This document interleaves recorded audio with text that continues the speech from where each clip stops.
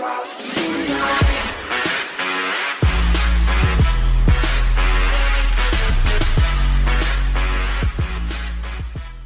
lineup for this year's Coachella Valley Music and Arts Festival was surely booked months ago.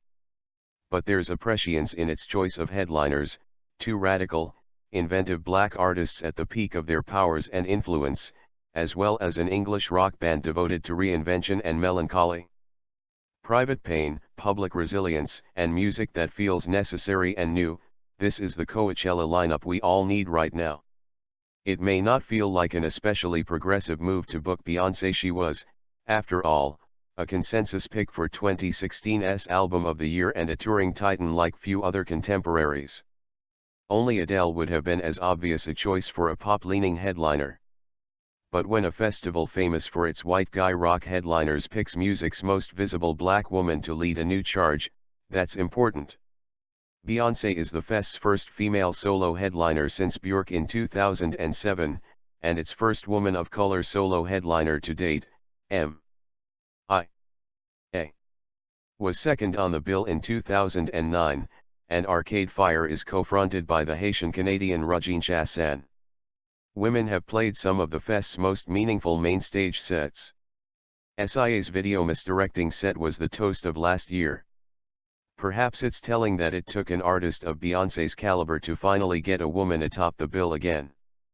But that's just another gift of hers we should be grateful for.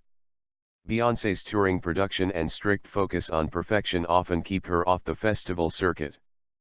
But the set feels like more than a tour stop for her. It's a reminder that for whatever ugliness the last year in politics may have yielded, the best of pop music is moving in its own direction, and it's one of inclusiveness, virtuosity, and an increasing fearlessness. While Beyoncé was last year's undisputed pop culture triumph, Kendrick Lamar has been using his platform to make some of music's most startling, visually furious statements.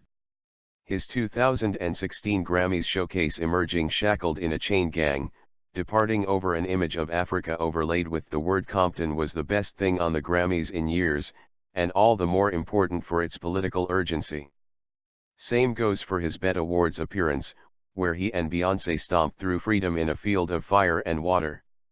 Lamar's played Coachella before, but given the wide-open potential of his hometown's biggest stage, and the fear many of his young fans feel about the coming period in American life, his ferocity may be just the catharsis that the festival hasn't seen since Rage Against the Machine in 2007.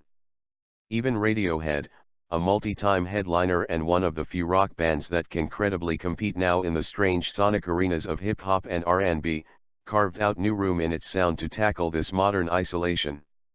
Ironically, it's in a recording of one of its older tunes, the Live favorite True Love Waits, that finally arrived on record on last year's album A Moon-Shaped Pool. It's full of loss and despair but still tender enough to be someone's first dance at a wedding. Few songs from last year sounded like music that fans so often felt themselves.